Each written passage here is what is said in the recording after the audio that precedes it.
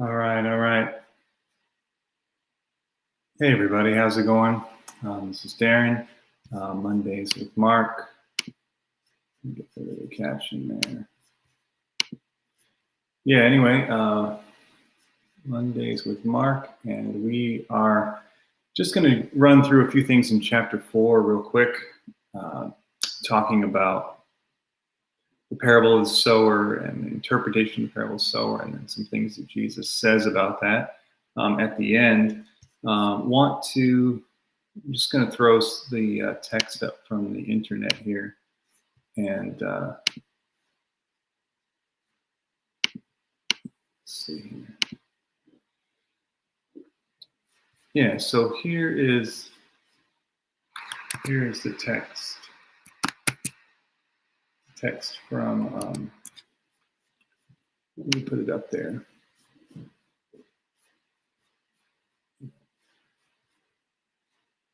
All right. And he began to teach beside the sea.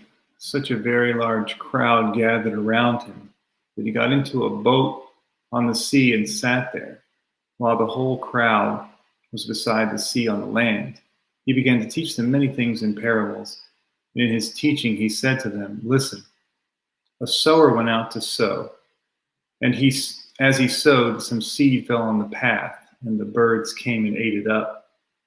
Other seed fell on rocky ground, where it did not have much soil. It sprang up quickly, since it had no depth of soil. When the sun rose, it was scorched, and since it had no root, it withered away. Other seed fell among thorns, and the thorns grew up and choked it, and it yielded no grain. Other seed fell into good soil and brought forth grain, growing up and increasing, and yielding 30, 60, and 100-fold. And he said, let anyone with ears to hear listen." I'll stop there for a second. Let me.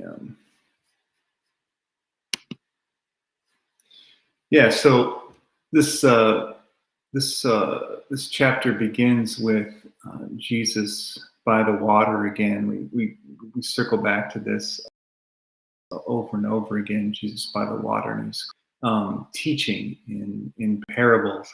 We should remember that coming out of chapter 3, Jesus has had serious conflict with the rulers from Jerusalem and the scribes and all of these other parties.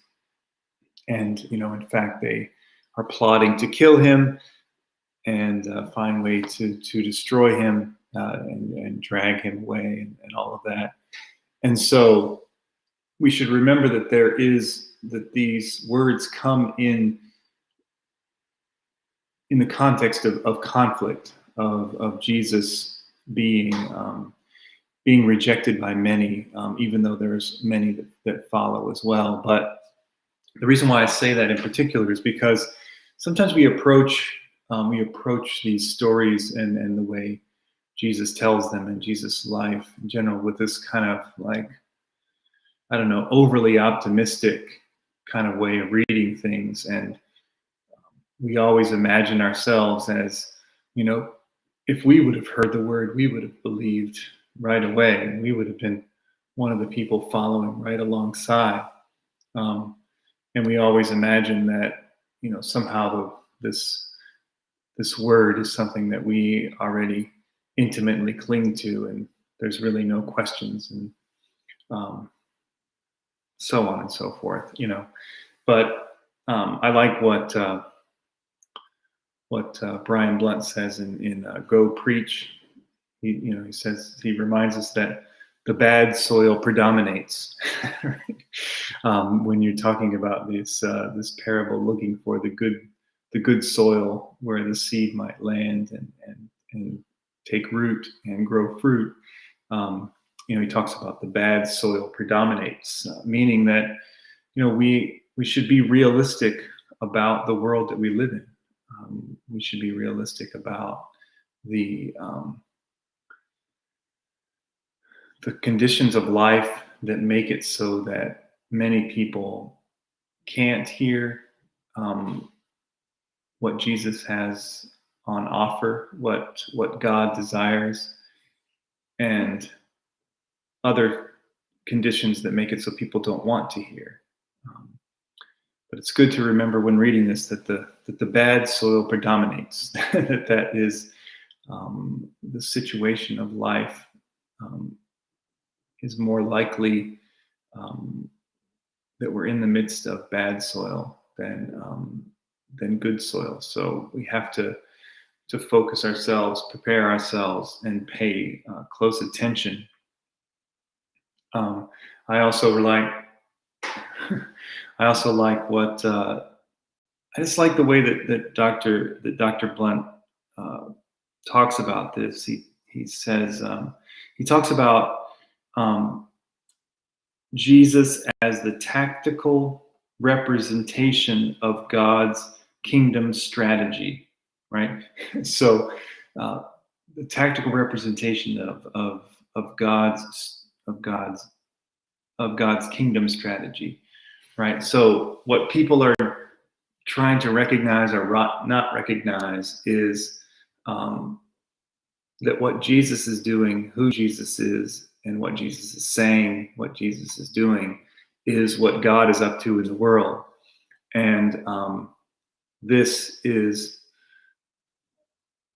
again is the thing that most people don't want to hear for multiple reasons that maybe we'll get into as we go on. But so you have this parable of the sower. There's the four different soils, and 25% are of 25% is good, or a quarter is good, 3/4 is bad in one way or another. I'll just go back and read the interpretation. Oh, hey Marcy, I see I see you there.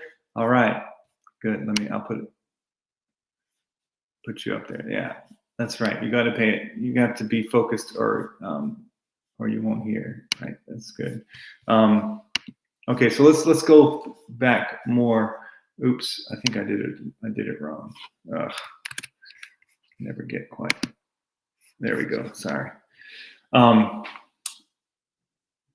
So then he says, when he was alone, those who were around him, along with the 12, asked him what about the parables.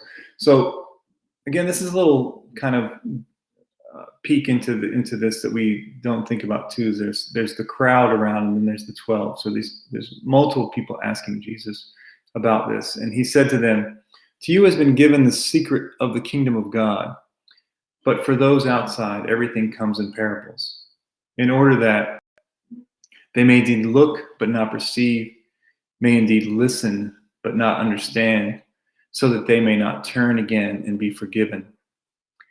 And he said to them, we'll come back to this Isaiah quote here in a minute. That trips up too. And he said to them, "Do you not understand this parable? Then how will you understand all the parables? The sower sows the word. These are the ones on the path where the word is sown. When they hear, Satan immediately comes, takes away the word that is sown in them. And these are the ones sown on rocky ground. When they hear the word, they immediately receive it with joy, but they have no root and endure only for a while. Then when trouble or persecution arises on account of the word, immediately they fall away. And others are those sown among the thorns. These are the ones who hear the word, but the cares of the world, lure of wealth, desire of other things come in and choke the word, and it yields nothing. And these are the ones sown on the good soil. They hear the word and accept it and bear fruit, 30 and 60 and 100-fold. Let's stop there and come back to the...